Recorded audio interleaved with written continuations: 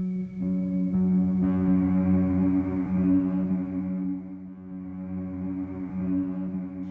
afternoon, everyone. It is the last day of April already, and we're going into May 2020. It's crazy. So it's just past midday, and I'm looking at a market scan. The US session is going to come online, and that could change things. So very quickly, I want to keep this as brief as possible.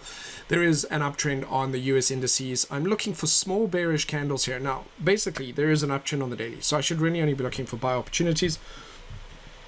What I'm keeping in mind is that we could have a volatile year this year. We could have big rallies, big drops.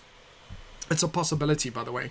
And also I'm looking for small bearish candles similar to what has happened in the past here as potential turning points. But at the same time, we are in an uptrend on the daily, and therefore buying opportunities are statistically more likely to make money than selling opportunities.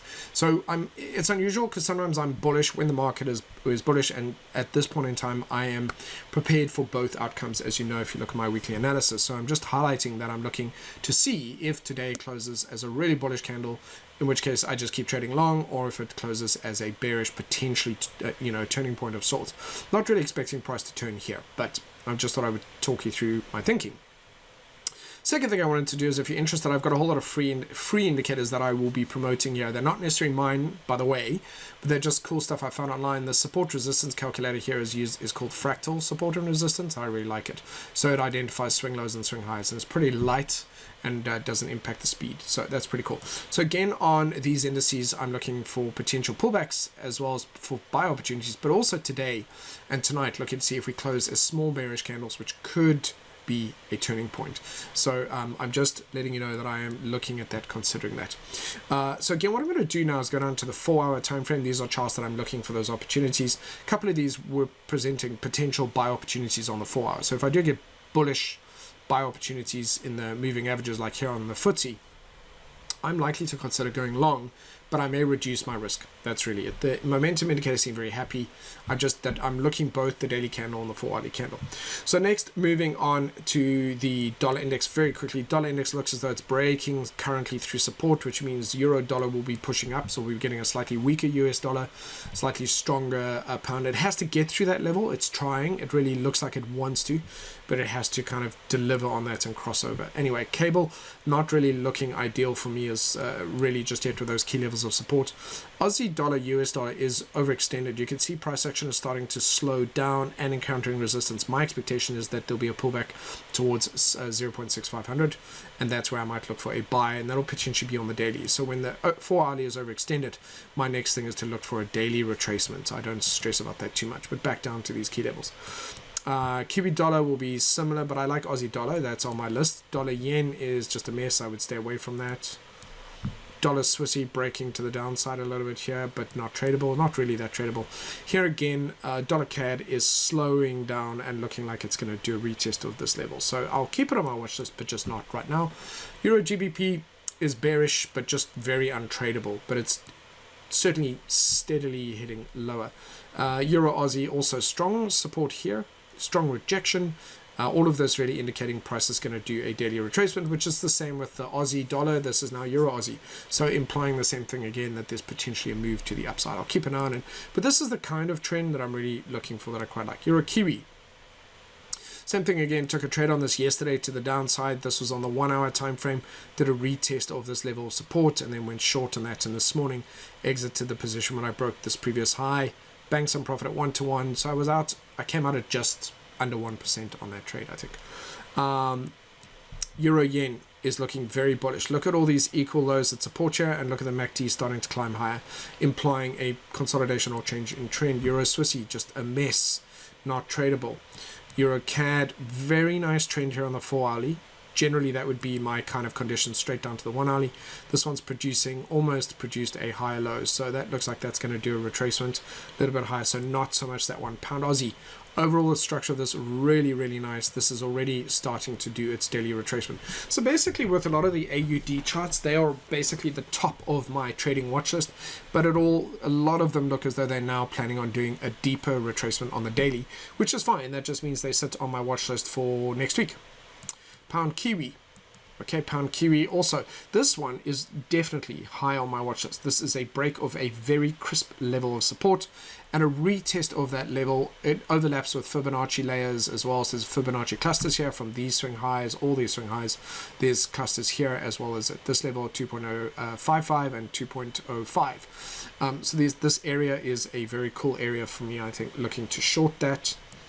Pound yen, a mess. It's going sideways. Pound Swissy, a mess. Ignoring that. Pound CAD, ignoring that because the other trades are better. Aussie Kiwi.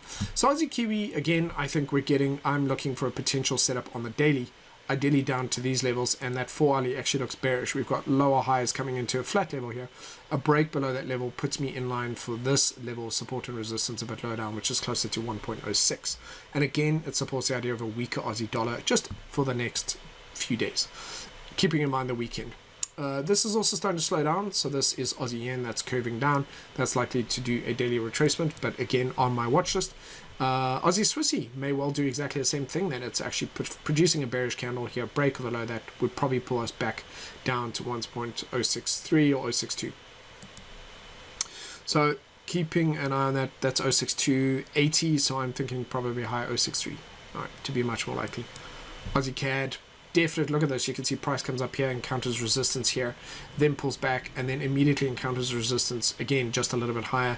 You can see that flattening and almost bearish action on the momentum divergence on that momentum indicator on the MACD.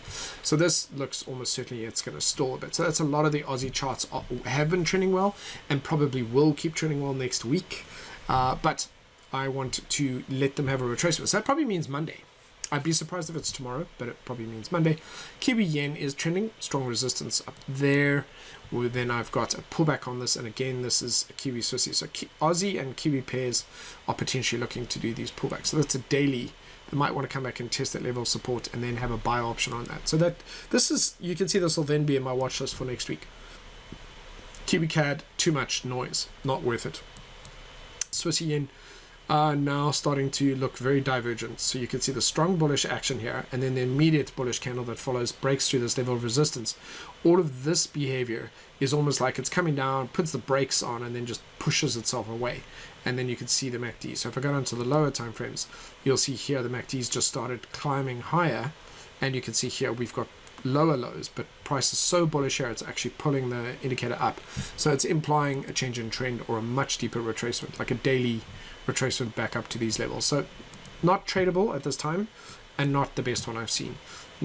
CAD yen also not great. CAD Swissy, yes, again back down to these levels. So 4 hour bullish candle either tomorrow, Friday, or Monday. Dollar Sing as well, just thought I'd show you that really nice downtrend on that 4 hourly, which leads immediately to generally a nice downtrend on the 1 hour. Strong support here, so again, similar patterns, some good trends, but it looks like quite a few 4 hour charts that have the best trends are all getting ready to do a deeper retracement.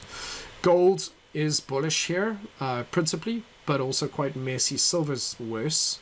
Silver's just like this, and it's got strong resistance. So silver's, of the two, gold has been a better performer. Oil, obviously not that great at the moment. And then finishing on Bitcoin and Ethereum.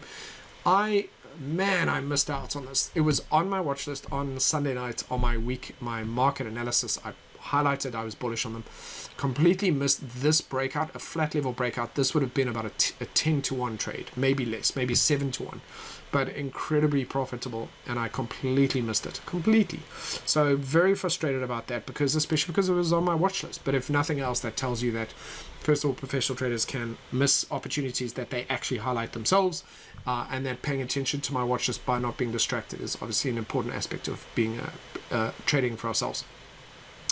I was actually more bullish on Ethereum, but Bitcoin had the better trade setup. All right, and they were really good moves. I'm still bullish on them, but they absolutely are now starting to look a little bit overextended on the daily. I want to check where the key levels are. In principle, I'm still bullish on them at this point in time. Okay, and that's it. That's it from me. Happy trading, everyone.